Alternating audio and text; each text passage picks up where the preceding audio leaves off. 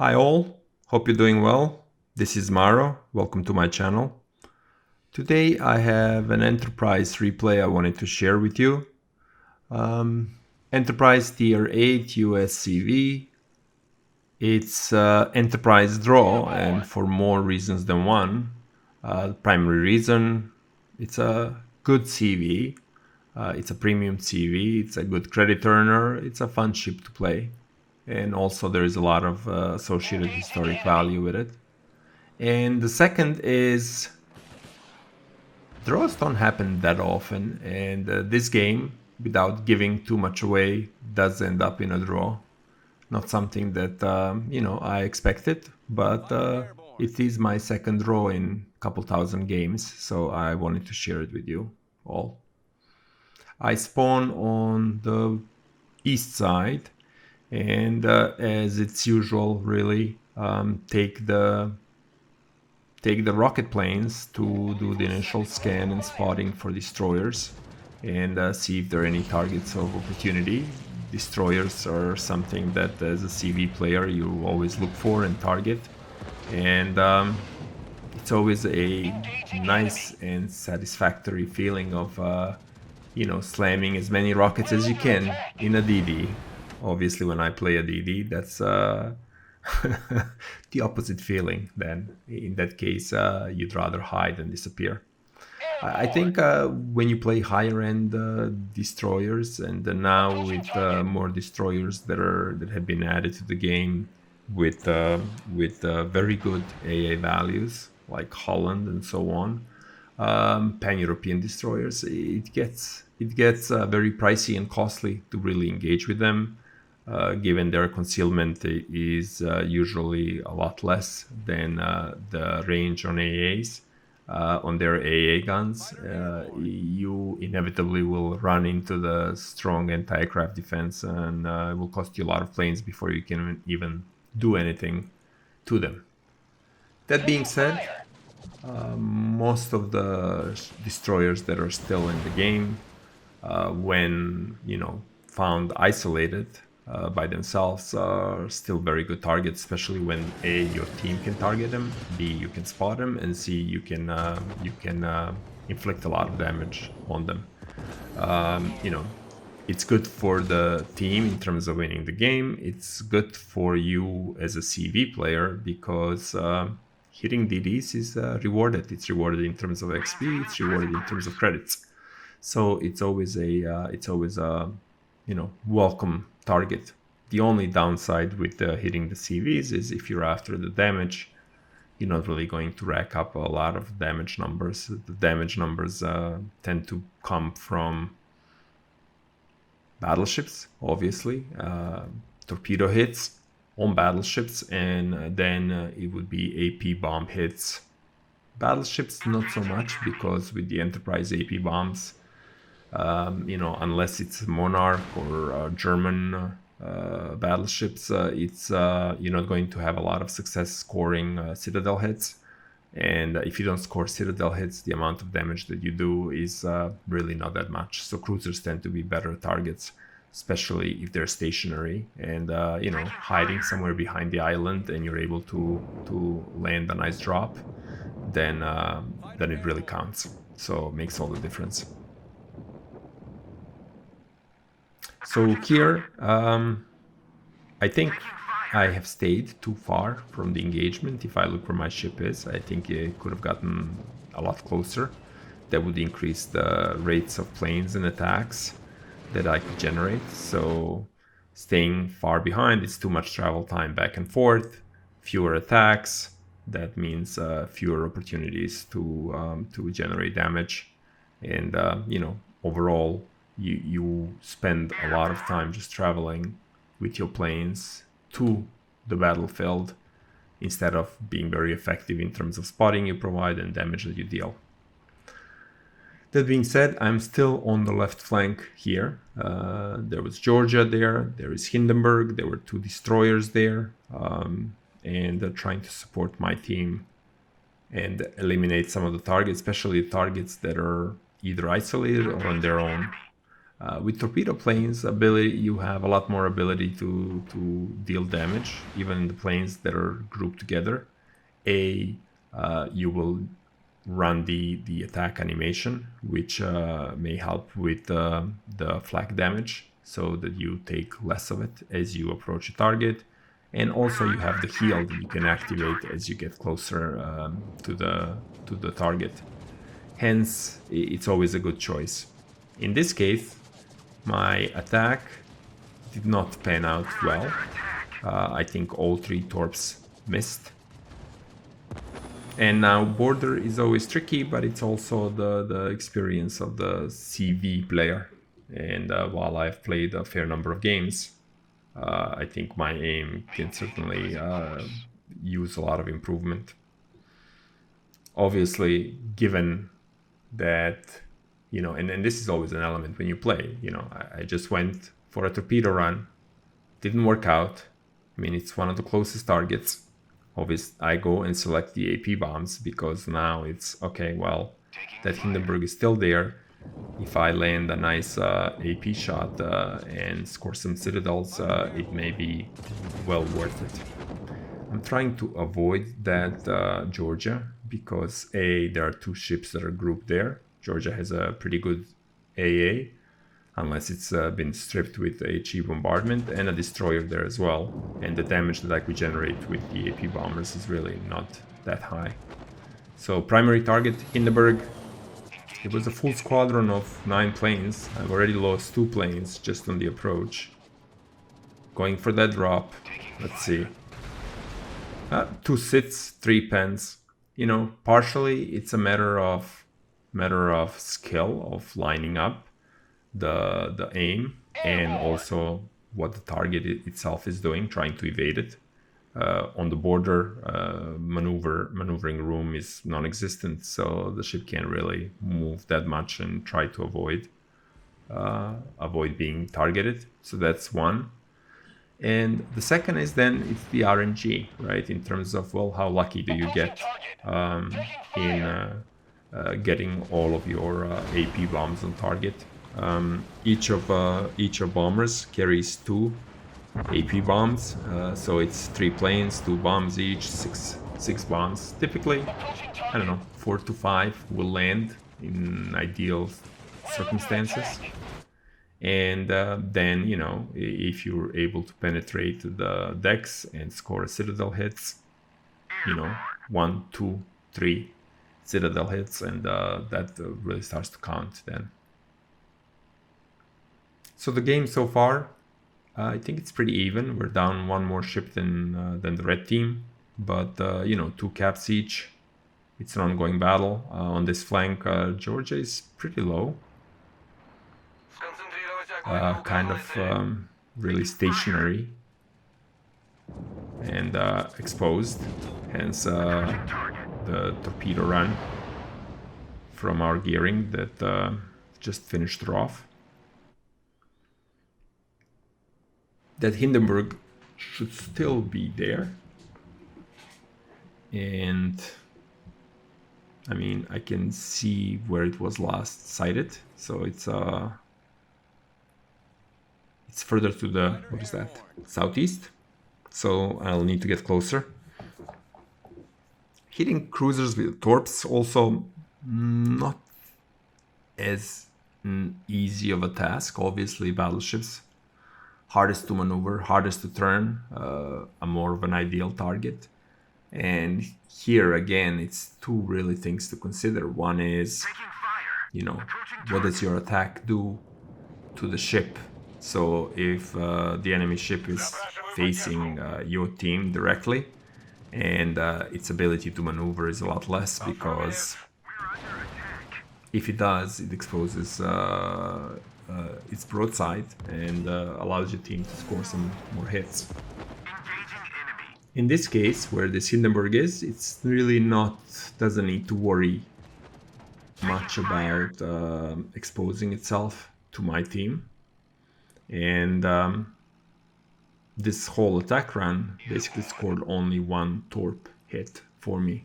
So, being able to deliver the damage more directly and more precisely. Something that I'll need to spend more time trying to get better at, especially the ships that are wiggling at the last moment. That still presents a big challenge to me. Sometimes, that's a reason enough to take a break from playing when things are not really going well. In this case, I've taken the AP bombers back again, and that Hindenburg is the last ship on this flank.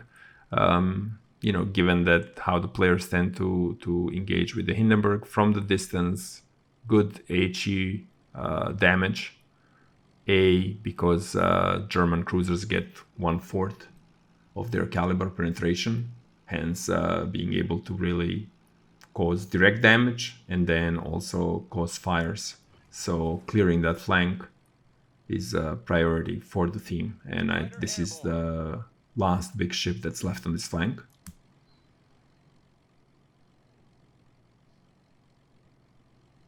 And Shima also shows herself now, just south of our gearing. Now again, this approach here, not the best approach, because I'm coming from the side and trying to turn the ship and line up the target, not the best. I do get lucky here, and I'm able to turn it just in time and score some good hits. 3 hits. Hindenburg will feel that. But the AA is still pretty good. I mean, that was a full squadron of 9 planes when that attack started. Now, given how low it is, even the fighters should be able to finish her off. So it's just a matter of getting closer to her. In the meantime, I've moved my ship further south to try to reduce the travel back and forth time. But still, takes some time. And this is the crucial time. I mean, it's equivalent to a reload, but if it's more than 20 or 30 seconds, you can only deliver so many strikes to the enemy ships. So finally, with Hindenburg gone, now there is Shima left on this flank. We still have Massachusetts and Conqueror. Massachusetts is starting to engage the rest of their ships, which I'm not sure if it's really a good call, given how many caps we have and where we are. Given the point advantage, no reason for us to rush, isolate ourselves, and become a better target for their CV and their fleet, their team. Nevertheless, our player has decided to go in that direction, so that's where we are.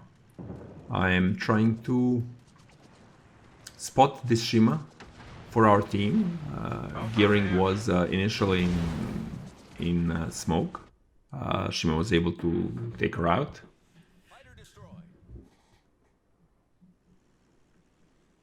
Shima took out our gearing, but still up there on the flank. Again, it's a long travel time. By now, I'm starting to run down on planes. This strike is only 5 rocket planes, but given the health of the Shima, it should be enough to finish her off. Just need to find her.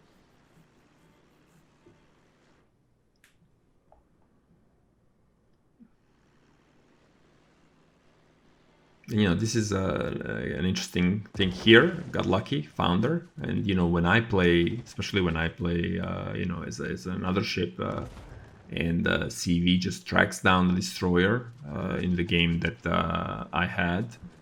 We had the point advantage, and there was not enough time for the team to really catch up on points. But we had a destroyer that was left, and maybe a minute before the enemy CV destroyed one of our ships, the destroyer took off, trying to hide. But either the CV was really good, which may have been the case if you look at the player stats. Basically, just went after the last, I think, known place of the DD, just went into that direction and homed in into our DD in no time, and in 3 passes was able to take the destroyer out and win the game for the red team. It was quite upsetting. That ended my game day right there. Not sure how this Shimakaze player was feeling now when I was able to find her pretty quickly, but it didn't really move much, and it was just almost around the same place where it was before. So I guess lesson there: try to vary in your in the course you take when you're trying to avoid the CV. Go into a different direction than what your last position on the map was, because that's typically, first thing is like, it was headed south, let's just continue south until we find her. So now our Massachusetts player has gone down. Conqueror and I are the only 2 ships left. They have a Thunderer, Bismarck, and a CV. So Thunderer is out. So now it's 1 versus 1. I try to leave my fighters to protect Conqueror, because Conqueror's AA is really not that good. It's one of the weaker ones, and by now, if the Conqueror was subjected to any HE fire, a lot of those AA mounts are destroyed. Now Bismarck is a good ship for Enterprise. Tirpitz, good ship for Enterprise as well, because the AP bombs, they work on German battleships. So a good drop, good lineup, potential for some Citadel hits, and doing a lot of damage quickly. Also, Bismarck's AA, it's solid, but it's not too much of an obstacle, especially when the ship is isolated. I think in this case, Lexington was able to provide a lot of support to Bismarck, especially after taking the Conqueror out, because it becomes easier to leave the fighters there, as there are no other ships that will take them out.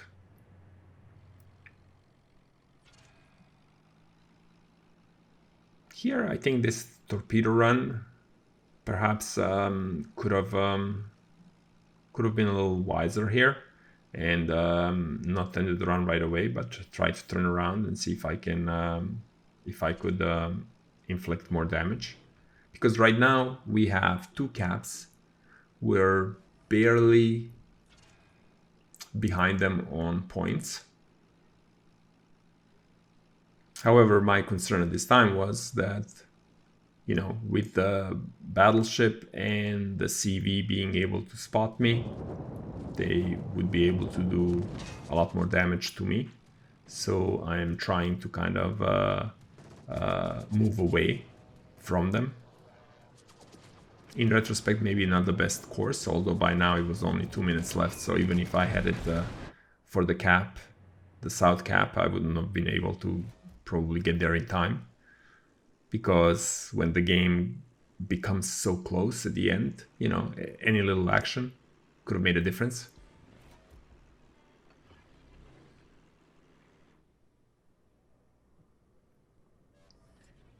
So here, again, longer distance to cross from where my ship is to the red team. And 2 of them in our cap. It's 30 seconds before they're able to cap it. And then have 3 for them. At this time we were behind, obviously, so we're behind around 40 points. But, it's under a minute left. That Bismarck is super low on health. There's nothing that their CV can do to protect her. She's mine.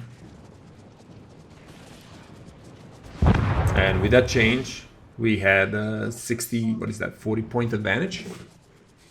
I thought that would be enough, honestly, at this point to get us over the final threshold.